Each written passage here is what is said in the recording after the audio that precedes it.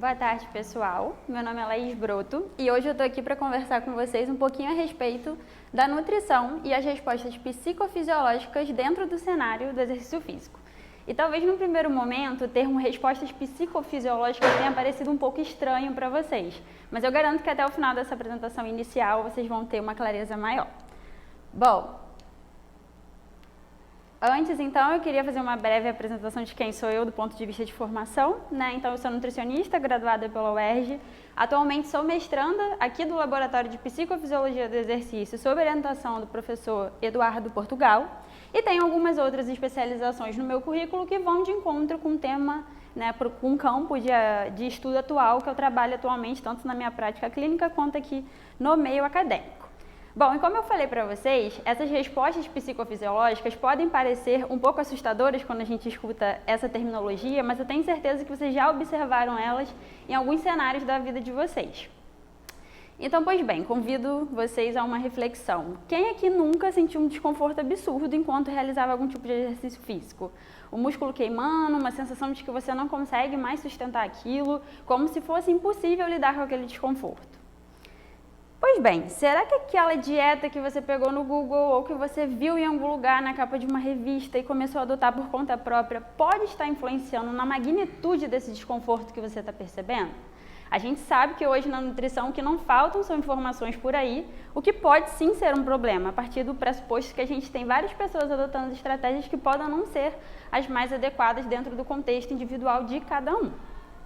E entender isso é importante para que a gente consiga trabalhar com o nosso aluno, com o nosso paciente, né, uma melhor relação com a alimentação, um melhor desempenho, uma melhor relação com o exercício físico, principalmente quando a gente pensa na adesão àquele exercício, né, que ele está fazendo, porque a gente sabe que tanto na prática de exercício físico como na nutrição a adesão é um dos principais fatores ali a serem considerados, e para que a gente consiga trabalhar uma relação melhor com todos esses fatores e com todos esses cenários.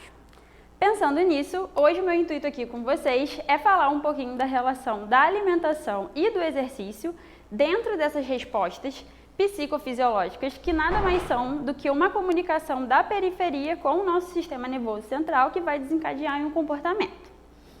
Então, para isso, eu dividi a minha apresentação em 3 tópicos principais. Eu vou começar falando com vocês um pouquinho do que é o afeto, depois a gente vai buscar entender em que momento que o exercício entra nisso e, por fim, eu vou convidar vocês a fazer inferências junto comigo a partir de racionais mecanicistas do possível papel que a alimentação vai desempenhar dentro desse cenário.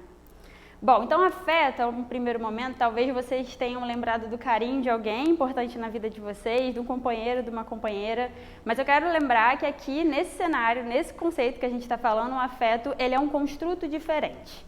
Então, Ekekakis é um dos pesquisadores que mais estuda a resposta afetiva e é um dos pesquisadores que lá no laboratório a gente adota bastante a linha de raciocínio dele. Para Ekekakis, o afeto seria considerado um domínio, uma valência, como um termo guarda-chuva. E dentro desse afeto, a gente teria 3 outros tópicos: o core affect, as emoções e o humor. O core affect seria uma resposta primitiva, uma resposta evolutiva inata a todos os indivíduos. Um prazer e um desprazer que atuaria como um mecanismo de adaptação e de sobrevivência daquele indivíduo, né, dentro do cenário que ele está. Então eu coloquei a foto aqui de um bebê chorando, porque quando um bebê ele expressa o choro, a gente não pode dizer que ele está expressando uma emoção negativa. Na verdade, o que aquele bebê ele está expressando é um desprazer, que é uma forma que ele tem de chamar a atenção do seu responsável para que ele consiga ser alimentado e assim ele consiga sobreviver naquele ambiente. Já quando a gente pensa nas emoções e no humor, a gente precisaria de uma influência mais de um processamento cognitivo. E o que difere essas duas é a forma com a qual elas vão influenciar nessa resposta final. Então, as emoções, elas seriam desencadeadas a partir de um gatilho específico. Então, seria a forma com a qual cada um de nós vai interpretar aquele gatilho e o que aquilo ali representa para as nossas metas, para o nosso bem-estar, para a nossa sobrevivência. Em termos um pouco mais fáceis de vocês conseguirem entender, a emoção tende a ser mais aguda e durar por um curto espaço de tempo. Já quando a gente pensa no humor, apesar dele também sofrer um processamento cognitivo, assim como as emoções, ele não precisa de um gatilho específico. E normalmente o humor ele tende a ser um pouco mais duradouro, não tão agudo como as emoções. Daí a depressão como uma alteração do humor, muito porque o humor estaria relacionado também com a forma com a qual esse indivíduo se enxerga no meio, reflexão dele do papel da vida dele, na vida das pessoas que ele considera. Então o humor estaria atrelado um pouco mais dessa forma.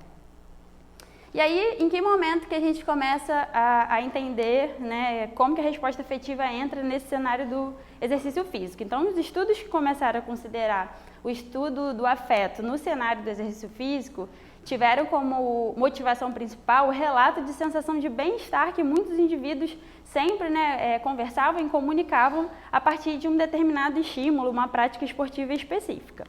E aí, também trazendo um pouco do que Ekakákis vem estudando, ele postulou a teoria Dual Mode Model. O que seria isso? Né? Para ele, para Ekakákis, a resposta afetiva ela seria modulada tanto por mecanismos interoceptivos como por mecanismos cognitivos. E cada um dessas vias de comunicação com o sistema nervoso central seriam processadas em regiões específicas que culminariam numa resposta e num comportamento específico daquele indivíduo. Então, esses dois gráficos que eu trago aqui para vocês falam um pouco disso, né? Porque dentro da teoria do Dual Mode Model, ele vai começando a correlacionar as alterações de predominância desses fatores interoceptivos ou cognitivos em paralelo com o exercício, com a intensidade do exercício que aquele indivíduo está praticando. Então, o que a gente observa é que, a partir do momento em que a gente tem um aumento da intensidade do exercício, esses mecanismos interoceptivos começam a se tornar mais predominantes. E é para eles que eu queria levar a atenção de vocês agora. A interocepção nada mais é do que uma forma com a qual o nosso organismo tem de perceber o que está acontecendo ali dentro. E aí o aumento da intensidade do exercício estaria relacionado com essa maior predominância da interocepção a partir das alterações homeostáticas que acontecem num cenário, principalmente quando a gente tem um indivíduo realizando exercício acima do limiar ventilatório. Pois bem, chegamos à alimentação. Então pense comigo, será que a depender do estado de suprimento energético que aquele indivíduo está, essa alteração homeostática já causada pelo exercício pode ter uma magnitude maior ou menor? Então será que esses mecanismos interoceptivos vão perceber uma perturbação homeostática maior e essa resposta afetiva ela tende a ser mais predominante ou mais negativa para aquele indivíduo?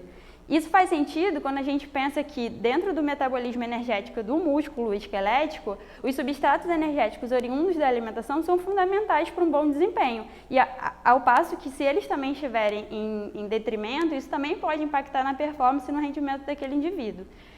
Então eu convido mais uma vez vocês a refletirem comigo. Será que a característica dessa dieta desse indivíduo pode influenciar? Como é que uma dieta cetogênica influencia nessa percepção de desconforto, onde o indivíduo está com uma restrição de carboidrato?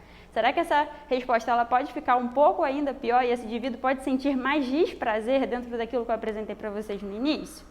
Pois bem, a gente não tem muitos estudos ainda que correlacionam nutrição com a resposta afetiva. O único estudo que a gente tem é um estudo de Ekakákis que teve o cuidado de controlar o consumo de carboidratos e o que ele observou foi uma tendência maior da média dos avaliados ali a terem uma piora dessa resposta afetiva quando eles eram submetidos a um protocolo de depleção do glicogênio muscular. Então, para encaminhar um pouquinho já para o final, eu sei que é muita informação, mas eu espero que tenha ficado um pouco mais fácil para vocês entenderem. Eu montei esse esquema justamente para facilitar isso. Então, a possível correlação que a gente pode ter dessas variáveis seria a dieta e o exercício como formas da gente perturbar esse meio.